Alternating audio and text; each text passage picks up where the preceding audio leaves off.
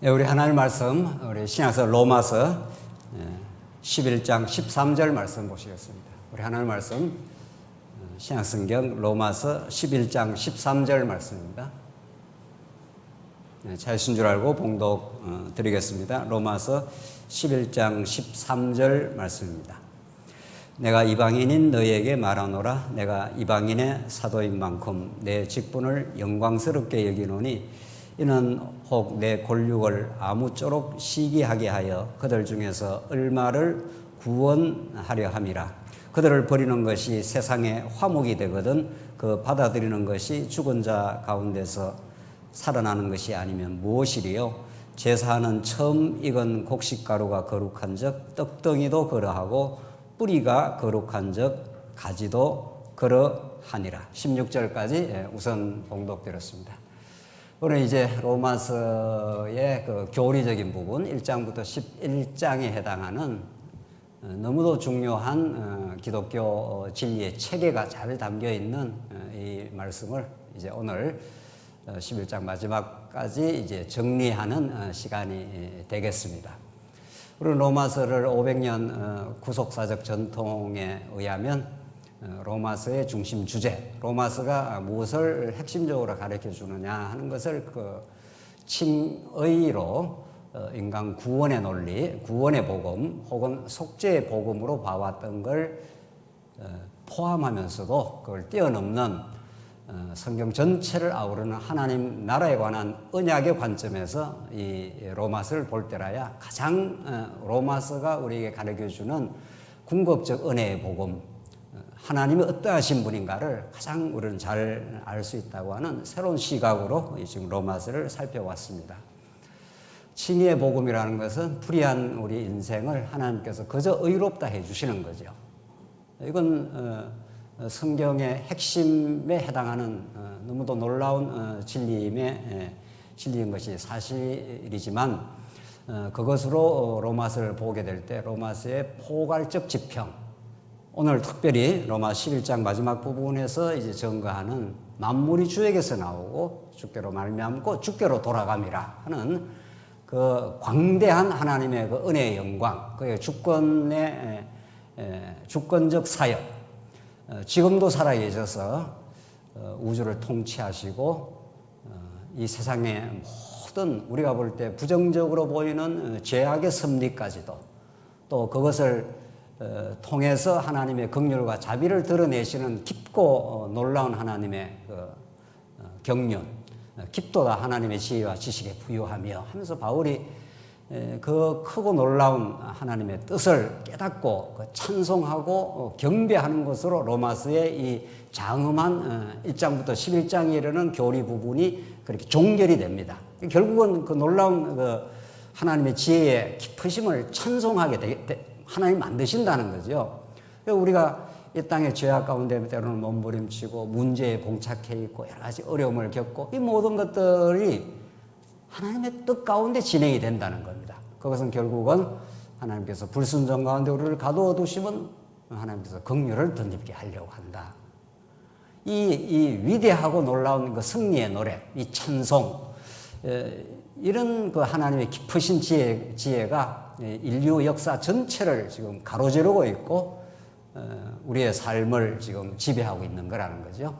그런 그 목적을 우리가 잘 이해하고 붙들고 오늘의 과정을 지금 하나님 뜻 가운데 가고 있는 중이죠. 오늘 11장 내용이 왜 구약에는 하나님께서 유대인을 선택하셨다가 예수님이 유대인 가운데 나신 거 아니에요? 그리고 정작 예수님이 유대인 중에서 다윗의 후손으로 이렇게 등장했을 때 유대인의 눈은 완전히 가리워져 가지고 예수를 십자가 오히려 못 받게 되고 구원이 이방인에게 넘어가게 되는 이 신비를 너희가 모르기를 원치 않는다. 왜 하나님께서 그렇게 하시느냐 하는 거죠. 지금 이 이방인 시대가 이제 2000년 교회사에 열려 나가게 되는데 그럼 유대인은 어떻게 된 거냐? 왜 하나님께서 유대인을 구약에는 사용하시고 또 신약에는 또 이방인에게 구원이 넘어가도록 하시느냐? 그 궁극적 그 목적이 무엇이냐? 이게 9장부터 11장 우리가 살펴가는 의의 기초에 관한 내용입니다. 간략하게 정리를 하자면 유대인들이 그 의롭다함을 받는 구약의 의롭다함을 받는 기초는 언약에 기초한 것이었다. 이 말을 우리가 워낙 많이 들어가지고 그냥 평범하게 듣지만 이건 복음 중에 복음인 거죠. 모든 종교, 모든 사람들이 자기가 의롭다고 되는 것, 자기가 올바르게 되는 것이 자기 행위에 기초를 한다고 생각하는 거죠.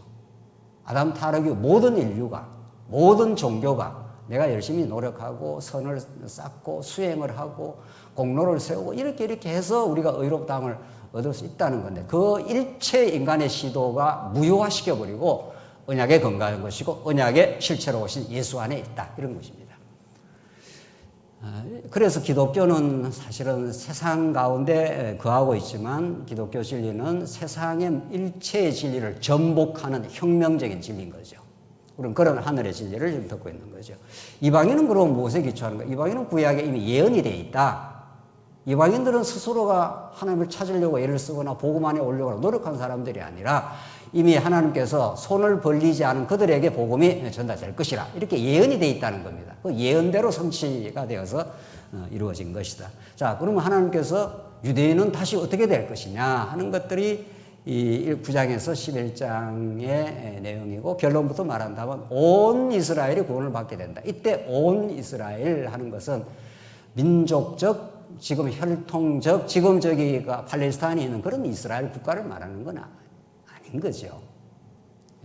이미 하나님께서는 구약의 유대인을 선택해서 하나님이 자기 경륜을 드러내신 것이지만 하나님께서는 그런 민족적 무슨 이스라엘이 중요한 건 아닌 거죠. 예수님 오셨을 때도 이스라엘이 회복되는 것이 언제입니까? 그 사람들은 예수님이 그 사도행전 1장에서 끝까지 제자들까지도 이스라엘 국가 회복을 원했습니다. 하나님 예수님께서는 그런 건 너가 알 바 아니고 오직 성령이 임하시면 너희가 권능을 받고 예루살렘과 유대와 사마리아 땅 끝까지 이르러 내 증인이 되리라. 내가 새로운 이스라엘, 참 이스라엘, 예수를 믿어 영적 이스라엘을 내가 만들겠다 이런 뜻입니다. 그래서 유대인들이 의롭다 된 것도 그들의 행위에 근거하는 것이 아니고 이방인들이 다시 이 시대에 의롭다 되는 것도 그들의 행위에 근거하는 것이 아니라 하나님의 부르심에 의한 것이다.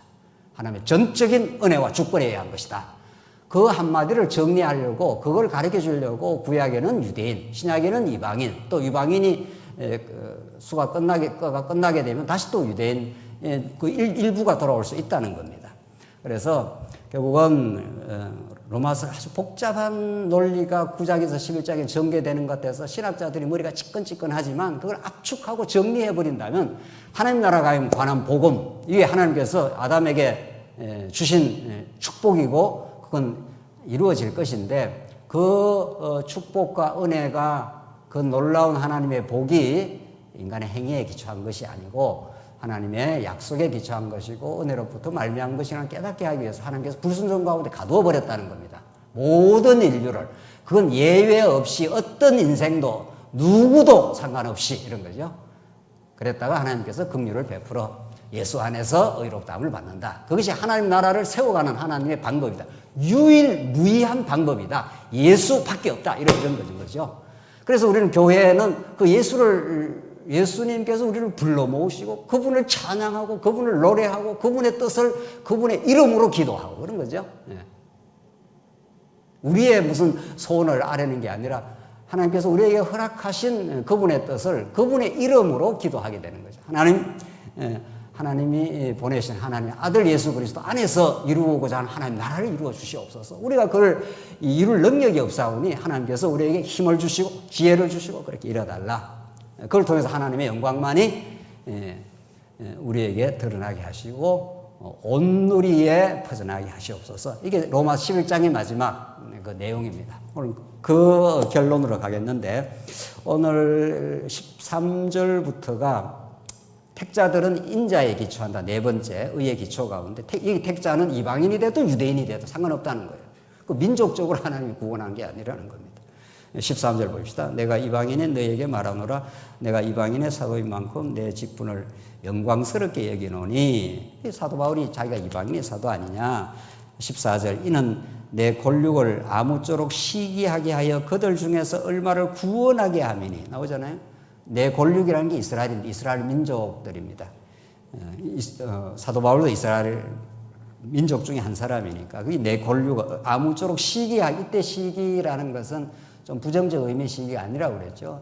일종의 쉽게 말하면 생산적인 이쪽을 시기나게 해서 이방인에게 넘어감으로 이쪽을 시기나게 해서 다시 그들이 하나님 앞으로 돌아오도록 그들 중에서 얼마를 구원하게 하면 이렇게 되잖아요. 성경 분명하게 뭐 그 민족을 통째로 구원한다 이런 말이 없어요.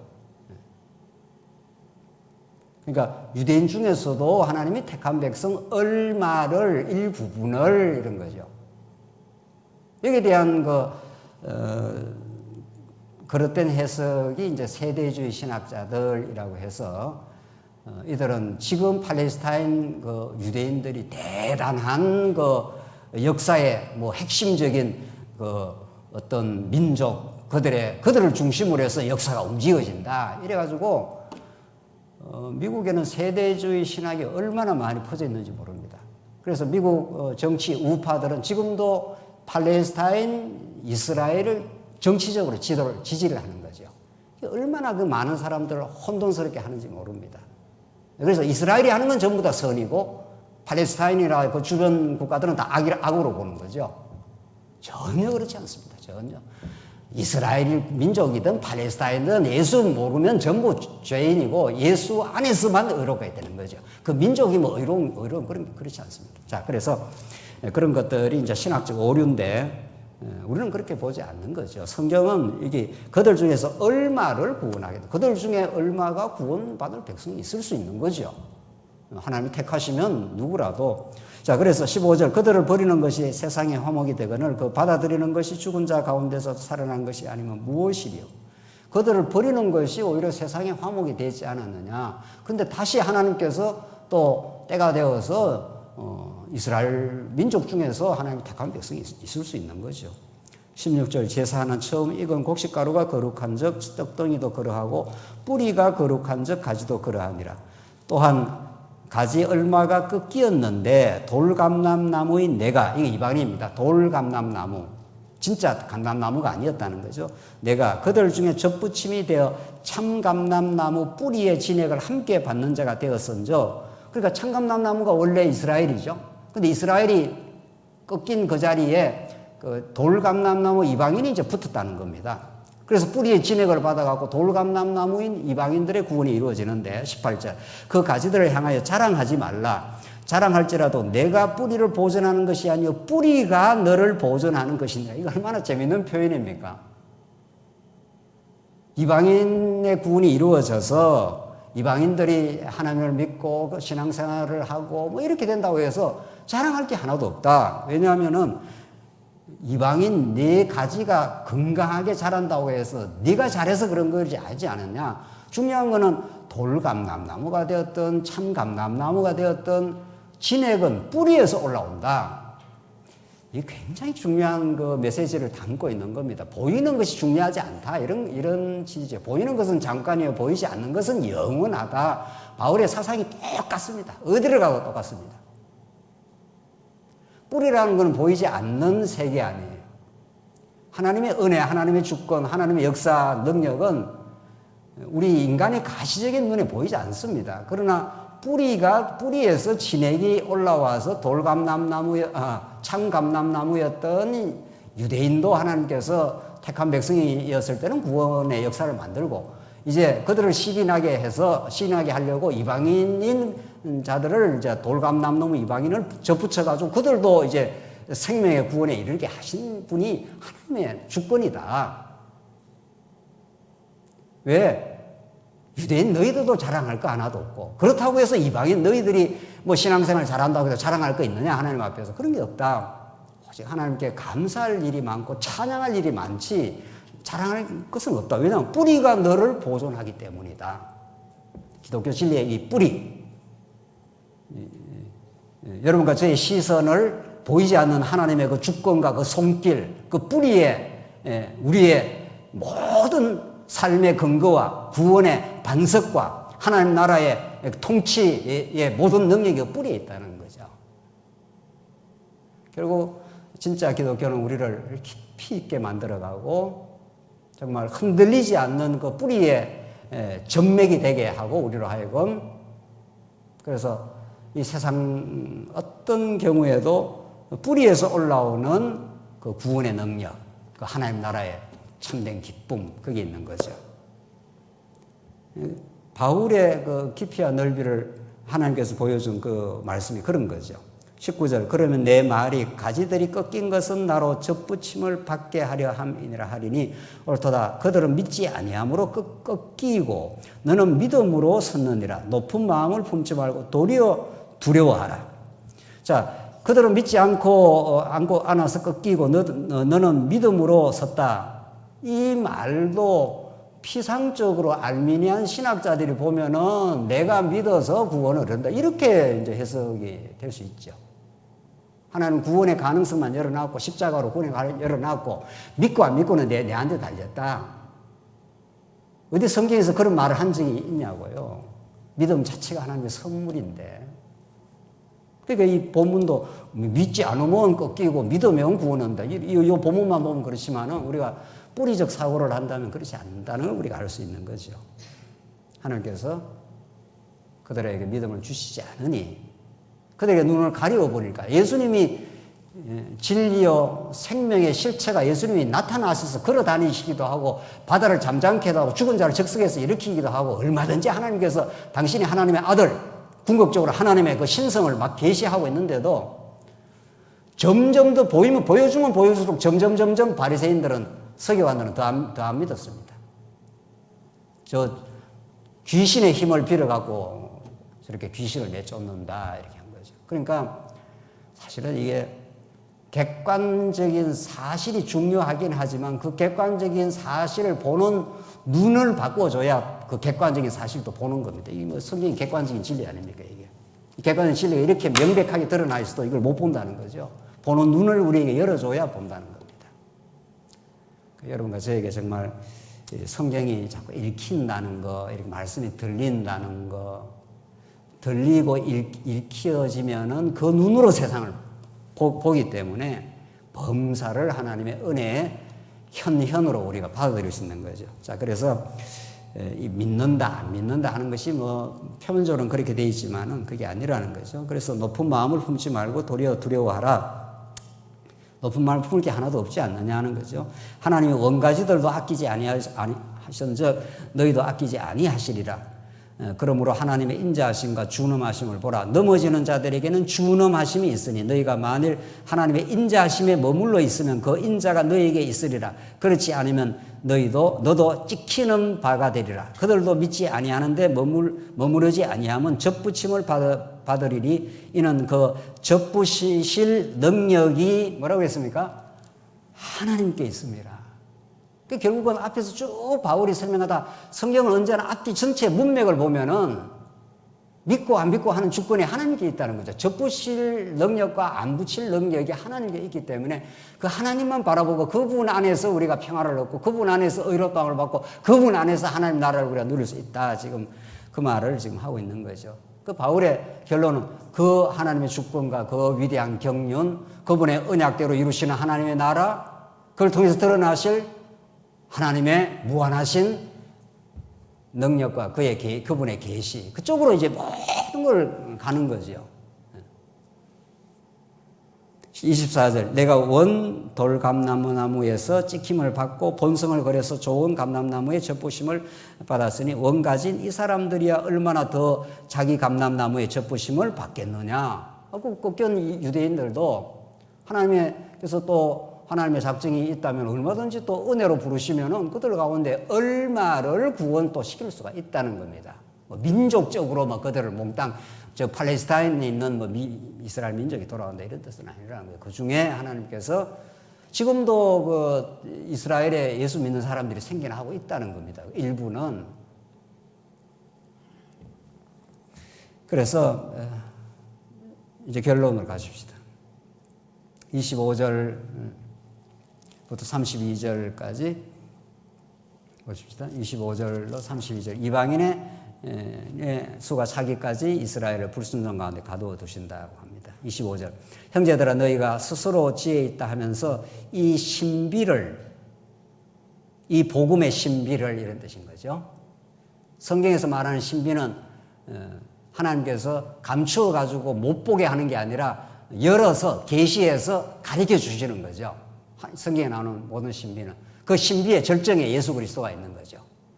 예수 그리스도는 하나님의 어떠하심을 우리에게 계시하는 계시의 내용이고 계시의 절정이라는 거죠. 자, 이 복음의 신비를 너희가 모르기를 내가 원치 아니하는 이 신비는 이방인의 충만한 수가 들어오기까지, 이 충만한 수 이렇게 되어 있지만 그냥 충만이라고도 해석을 해요. 꼭 숫자가 중요한 건 아니에요. 원래 원문상으로 볼 때는 이방인의 충만함이 이렇게도 얼마든지 해석이 되는 겁니다. 너무 숫자에 이렇게 연연을 우리가 할 필요가 없습니다. 숫자를 우리가 어떻게 알겠냐고요. 숫자 자체가 우리한테 무슨 의미가 있냐고요. 하나님이 당신이 작정한 이방인들을 당신이 은혜로 구원하시고 유대인들도 은혜로 언약으로 부르셨다는 게 은혜로 불렀다는 뜻이니까. 그래서 이방인의 충만한 수가 들어오기까지 이스라엘의 들어는 우둔하게 된 것이라. 그리하여 온 이스라엘이 구원을 받으라. 기록된 바 구원자가 시온에서 오사 야곱에게서 경건하지 않은 것을 돌이키겠고 내가 그들의 죄를 없이 할 때에 그들에게 이루어진 내 언약이 이것이라. 이렇게 해서 결국은 이방인이 유대인이든 이방인이든 그들 가운데 하나님 택한 백성이 있는데 그 택한 백성들을 다 묶어서 하나님께서 온 이스라엘 참 이스라엘, 구약의 육신적 이스라엘이 아니라 영적 이스라엘. 그러니까 여러분과 제가 아브라함의 자손입니다. 영적으로 말하면. 우리 신약의 성도들, 구약의 성도들만 아브라함의 자손이 아니라 구약에는 육신적인 방식으로 하나님이 보여줬으니까. 그렇잖아요. 육신적인 방식으로 보여주고 육신적인 가나안 땅에 들어가게 하고 육신적인 다윗이 왕권을 행사하면서 그 나라를 통치하고 이방 대적들을 다 섬멸해왔던 그 하나님의 나라, 모형적인 그림자적인 하나님의 나라는 이제 신약에 오면은 전혀 달라졌잖아요. 신약에는 육신적인 무슨 이스라엘 국가를 형성하는 것도 아니고 육신적인 우리 교회 자체가 신령한 조직이니까 말이죠. 하나님께서 이 땅에 우리가 육신을 입고 태어나서 육신의 방식으로 우리가 태어나서 이렇게 살긴 살지만 결국은 이제 육신을 하나님께서 벗게 될 것인데 결국 우리에게 중요한 건 여러분과 저의 신령한 몸, 그리스도가 머리가 되시는 이 하나님의 나라, 그 신령한 감각이 우리에게 깨어나는 것처럼 중요한 건 없는 거죠. 그 신령하다 하는 것은 보이지 않는 것을 보는 눈, 보이는 현상적인 드러나는 어떤 믿음, 드러나는 행위, 이런 것 밑에 깔려있는 오늘 본문의 말씀대로 뿌리, 이런 거죠. 그 뿌리에 깊이 뿌리를 박으면 골로새서 말씀대로 너희가 깊이 뿌리를 굳은 믿음으로 뿌리를 깊이 박게 되어질 때 얼마나 든든하고 복된 하나님 나라를 누릴 수 있느냐, 이런 거죠.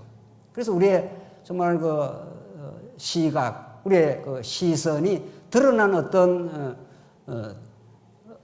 차원에 우리에 머무는 것이 아니라는 거죠. 우리가 드러나는 행동을 안 하겠다는 것도 아니고 하나님께서 믿음을 주시고 믿음의 행동으로 살기도 하겠죠. 그러나 그 뿌리에 그 믿음을 주시는 하나님, 그 믿음을 가능하게 하는 은혜의 말씀, 그 언약의 말씀을 주시고 지금도 이루어 가시는 살아계신 하나님 여호와, 우리 아버지가 되어주시는 분, 그분이 하나님의 아들을 우리에게 보내주셔서 우리를 아들의 복음 안에 살게 하시는 그 충만한 생명의 그 비밀 속에 있게 하시는 하나님의 섭리, 그것이 길이요 진리요 생명이라는 거죠. 그 길이 활짝 하나님 열어놓으셨다. 그러니까 우리는 발을 땅에 딛고는 살지만 세상에 속하지만 세상에 속한 것이 아니라, 이런 말씀들이 전부 바울 서신에 일관되게 깔려있는 말씀인 거죠. 그래서 온 이스라엘이, 참 이스라엘이, 영적 이스라엘이, 우리 모두가 아브라함이 부름을 받은 것처럼 구약에 우리는 신약시대 때 아브라함과 다윗보다 더 우월하신 그의 혈통을 타고 오셨지만 예수 그리스도는 사람의 아들로 등장한 것 같았지만 그의 근본적인 신분이 하나님의 아들. 하나님의 아들은 아버지의 모든 대권을 가지고 통치자로서 오심. 이게 마지막 아담에 하시는 일 아닙니까? 첫 아담이 하나님의 형상으로 만물을 통치하라는 그 왕적인 통치권을 첫 아담에 줬는데, 첫 아담은 타락함으로 실패했지만은 마지막 아담은 그 왕적 통치를 이 땅에 이루시고 우리 교회 모든 성도들을 그때그때 불러 모으셔서 지금 다스려 주시고 있다. 이런 거죠. 28절 복음으로 하면 그들이 너희로 말미암아 원수된 자예요. 그렇죠. 그들이 복음으로 하면은 유대인들이 가장 복음의 원수가 되지 않았습니까? 바울이 가는 곳곳마다 바울을 죽이겠다고 그러고 결사대가 조직이 될 정도 그렇게 했다는 거죠. 복음으로 하면. 택하심으로 하면 조상들로 말미암아 사랑을 입은 자. 그들도 과거에는 하나님의 사랑을 받은 존재였다. 그러나 그들을 하나님께서 잠시 꺾어버리고 그들의 교만과 오만을 꺾어버렸다는 거죠. 그래서 이방인 너희들도 하나님께 자랑할 거 없다. 이런 놀라운 복음을 우리에게 가르쳐주고 있는 것이죠. 그 복음 안에 들어온다는 것처럼 정말 놀라운 일이었고, 복음 안에 들어왔다는 것은 우리의 죄악의 깊이를 더 뼈저리게 깨닫는다는 것이고, 그 죄악으로부터 우리를 속죄해 주신 십자가만을 자랑하게 되는 것. 이 뚜렷하고 선명한 복음이 우리에게 지금 와 있는 거죠. 그래서 우리 신앙은 그것뿐인 거죠. 내게는 자랑할 것 하나도 없고 오직 그리스도와 십자가만을, 그분만이 우리의 의가 되어 주시고 그분만이 우리의 자랑이 되어 주시고 그분만이 우리가 근거가 된다는 것. 그걸 지금 로마서의 1장부터 11장까지는 아주 줄기차게 아주 증거를 하고 있습니다. 29절 하나님의 은사와 부르심에는 후회하심이 없느니라. 너희가 전에는 하나님께 순종하지 아니하더니 이스라엘이 순종하지 아니함으로 이제 긍휼을 입었느니라. 이 놀라운 하나님의 드라마를 펼쳐가겠다는 겁니다. 너희들 이방인들 다 죄인들이기 때문에 하나님 앞에 하나님을 알지도 못했고 순종할 생각도 없고 뭐가 뭔지도 모르는 이방인들에게 하나님께서 그 복음이 넘어가게 하기 위해서 하나님께서 이 유대인들의 그 교만을 하나님께서 한번 꺾어버리겠다. 그들이 마치 율법을 지킬 수 있는 것처럼, 마치 그들이 모든 진리를 독점한 것처럼, 참 우리도 돌아볼 분이 너무도 많은 거죠. 마치 우리 말씀 운동이 무슨 세상의 진리를 다 독점한 것처럼 말이죠. 저는 아주 뜨끔뜨끔합니다. 최근에는 마치 우리 안에만 진리가 있는 것처럼 말이죠. 그렇지 않습니다. 물론 하나님께서 더 선명한 진리를 준 건 사실이에요. 그건 뭐 의심의 여지가 없어요. 그건 누가 뭐라 해도. 그러나 하나님의 택한 백성 안에는 다 부족한 대로 다 진리의 깨달음이 있고 다 그렇게 삽니다. 우리가 오히려 진리를 독점한 것처럼 생각했기 때문에 우리의 부족한 게 너무도 많잖아요. 하나님 그걸 깨닫게 하시려고 우리한테 시련을 주신 게 분명하고 확실합니다. 우리 자랑할 것이 하나도 없다는 걸, 오직 언약의 말씀을 주신 그분, 언약의 말씀을 주신 예수 그리스도 안에서만 우리의 자랑이 있을 수, 그것만이 우리의 자랑이라는 걸 깨닫게 하기 위해서, 그래 조금이라도 진리를 깨달은 바가 있다면 너무도 감사하고, 더 진리를 깨달았다면 더 겸허할 수밖에 없는 삶으로. 바울의 오늘 가르침이 그렇지 않습니까? 뿌리가 너를 보존했지 않았느냐. 높은 마음을 품지 말고 오히려 두려워해라. 우리가 진리의 어떤 정말 소중한 진리가 있다면 더 우리가 하나님 앞에 두려워할 부분이죠. 하나님 어쩌다가 우리가 이렇게 우리 같은 죄인들에게 이 성경의 포괄적인 이렇게 진리를 주셨습니까? 이게 우리 정상적인 신앙이라는 거죠. 성경 그걸 줄기차게, 특별히 로마서는 아주 교리적으로 못을 박으면서 그렇게 지금 가르쳐주고 있습니다.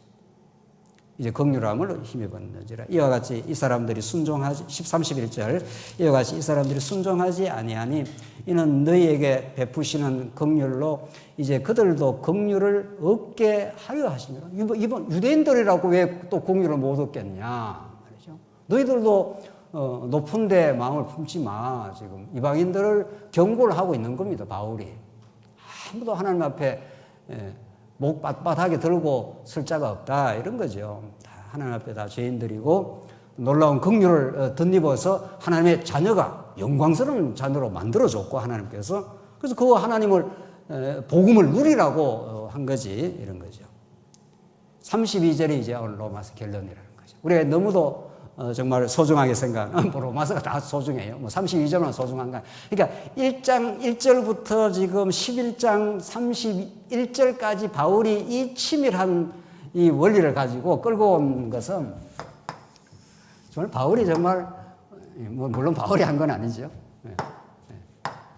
이게 하나님의 아들의 복음. 언약된 하나님의 아들의 복음. 다른 말로 말하면 이게 하나님 나라에 관한 복음입니다. 복음은 선자들부터 약속하신 것이니 언약하신 것이니 그 아들에 관하여 약속하신 것이라. 여기 안에 복음이 다 들어있다는 거예요. 이거 외에 복음이 없다는 거예요. 하나님의 아들 예수밖에 복음이 없다 이런 뜻입니다. 그 아들을 보내기 위해서 아담에게 언약하시고 노아에게 언약하시고 아브라함에게 언약하시고 이삭 야곱에게 언약하시고 계속 그걸 지금 이루어가고 하나님께서 우리가 지금 창세기 야곱을 배우고 있는데 야곱의 역사를 하나님께서 우리 뭐 배우라고 창세기 야곱 역사를 지금 배우는 건 아니지 않습니까? 하나님께서 야곱에게 복 주시고 야곱의 그 몸부림의 세월 또 때로는 불신앙과 어리석음의 세월을 통해서도 하나님은 아브라함이 약속한 것을 이삭에게 약속한 것을 야곱에게 이루어 주심으로 그 후손에서 계속해서 그 후손에서 하나님의 구약에 드디어 유다 지파에서 다윗 왕이 출현하고 다윗 왕에서 아들 예수 그리스도가 출현하기 위한 그 복의 계성 스토리 아닙니까? 야곱이 잘한 게 하나도 없습니다. 정말 우리는 지금 최근에 우리 야곱 그 사건을 보면서 20년 동안 야곱이 한 것은 그전에도 속이고 끊임없이 불순종하고 끝까지 자기 집착과 자기 목적을 이루려고 애를 썼지만 하나님께서는 이스라엘이라 너가 하나님을 이겼다고 해주마.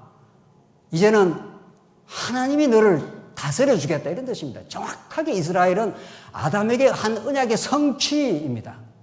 하나님이 다스려 주겠다 이런 뜻입니다. 너가 너를 이제 다스릴 이유가 없어. 너가 너 자신을 책임지고 막 다스리려고 애쓸 이유가 없어. 내가 너를 보호해주고 다스려줘 이런 겁니다.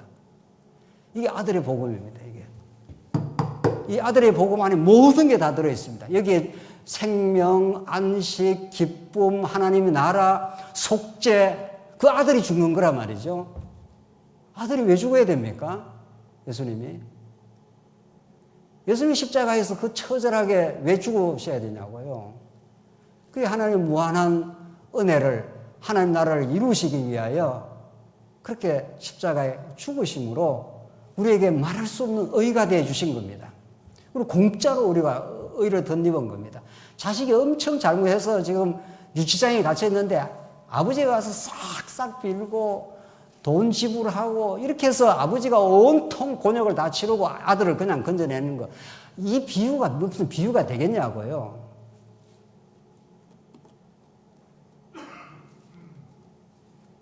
그래서 우리는 로마서가 증거하는 그 아들의 복음의 그 은혜를 하나님이 깨닫게 하시기 위해서 불순종 가운데 율법을 줘가지고 이게 선악과 율법 언약 아닙니까? 선악과 언약을 자꾸 행위 언약, 전통적으로 그러는데 행위 언약은 지킬지 안 지킬지 하나님 모른다는 거죠. 또 아시긴 알라도 어디로 갈지도 모른다는 거죠. 그렇습니까? 안 그렇습니다. 하나님께서 선악과 율법을 주면 그냥 죄가 발생을 해버립니다. 율법 안 주면 죄가 발생 안 합니다. 율법을 안 주면 그냥 에덴 동산에 우리가 영원히 살 거예요. 문제는 에덴 동산에 살면 은혜로 모릅니다. 어둠을 경험해 보지 않으면 빛의 고마움을 모릅니다. 절대로 모릅니다. 그러니까 어둠과 빛이 연동되어 있습니다. 놀라운 사실은. 어둠을 알아야 빛을 알고 빛을 알아야 어둠을 압니다.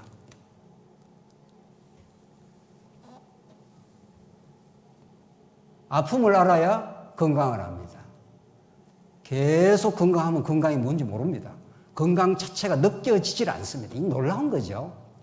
아파봐야 아픔과 건강이 연동이 됩니다. 서로 아파봐야 건강이라는 게 있었구나 자체를 깨닫습니다. 아프지 않으면 건강 자체를 의식을 못합니다. 신기한 거죠. 이게 상대적 인식 구조입니다. 그래서 하나님께서는 이게 얼마나 놀라운 은혜인데 아버지 집에 있으면 아버지 집이 얼마나 부유한지 모릅니다. 탕자. 그래서 차고 나가는 겁니다. 나가서 완전히 빈털털이 돼봐야 아버지 집에 가면 먹을 것도 많고 입을 것도 많은데 이렇게 나오는 거죠. 자식은 자꾸 고생을 시키라는 거 아니에요. 자꾸 집에서 자꾸 키워놓으면 이게 안 된다는 거예요. 아버지 고마운지 모른다는 거예요. 그냥 나가게 내버려 두라는 거예요. 그냥 군대도 보내고 자꾸. 그래서 고생을 해보면 이제 고생과 축복이 연동이 되어 있습니다. 그러니까 모든 건 하나입니다. 모든 건 하나님의 진리를 깨닫기 위해서 빛과 어두움, 남자와 여자, 고생과 행복, 이 모든 것들이 연결돼요. 불행을 겪어보지 않은 사람은 행복을 모릅니다. 불행이 좋은 겁니다. 그래서 이걸 아멘을 해야 되는 건데 불행을 경험해보지 않은 사람은 행복이 뭔지를 모릅니다.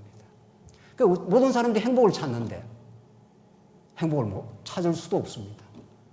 그래서 이 세상 가운데서도 행복과 불행, 빛과 어두움이 이쪽을 알아서만 되는 게 아니고 저쪽을 알아야 이쪽을 알고 이렇게 같이 알게 되어 있습니다. 그래서 하나님은 집어넣었다 뺐다 부수었다가 다시 세웠다가 하나님이 하시는 일이 그렇습니다. 선지서가 전부 그 말입니다. 그래서 결국은 하나님이 얼마나 크신 분인지 은혜로우신 분인지 참 사랑인지 그래서 불의한 가운데 집어넣었다가 불순종 가운데 넣었다가 하나님이 그저 의롭다 하십니다. 그 의라는 건 죄라는 거하고 연동되어 있습니다. 의해갖고 못 깨닫습니다. 죄가 뭔지를 알아야 의를 알게 되어 있습니다. 그러니까 죄의 뼈저린 깨달음이 아는 사람은 더욱더욱 의의 풍성함이 깨달아지는 거죠. 그렇죠. 내가 뭐 죄인이야 이러면 예수님이 아무 필요 없습니다. 예수님의 음성이 하나도 안 들립니다. 하나도 안 들려요. 들릴 이유가 없습니다. 자기가 죄인인지를 깊이 아는 사람은 아는 만큼 의의 그 높으심, 의의 그 기쁨, 의의 고마움 이것들이 점점 더 깨달아지는 거죠. 결론을 가시죠. 그래서 32절 오늘 이 결론이 이렇게 여기에 이제 그렇게 터져 나오는 거죠. 그리고 찬송이 터지죠. 찬송이 터지고 이제 예배가 이루어지죠.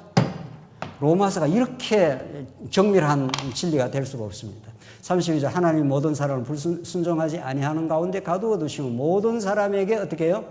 긍휼을 베풀려 하심이로다. 하나님이 그냥 긍휼을 베푸시면 되죠.